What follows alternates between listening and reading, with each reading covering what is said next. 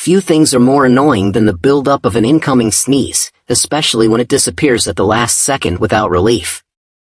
Though it's unpleasant, there are some occasions when you might try to quell a sneeze on purpose.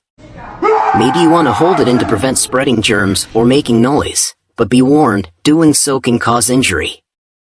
In most cases, fighting to contain a sneeze will cause momentary discomfort. In the rare worst-case scenarios, you can damage blood vessels or rupture your eardrums.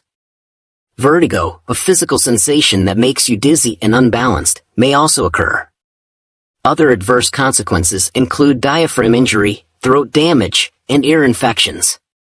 If you're an older adult, you may be susceptible to fractured ribs.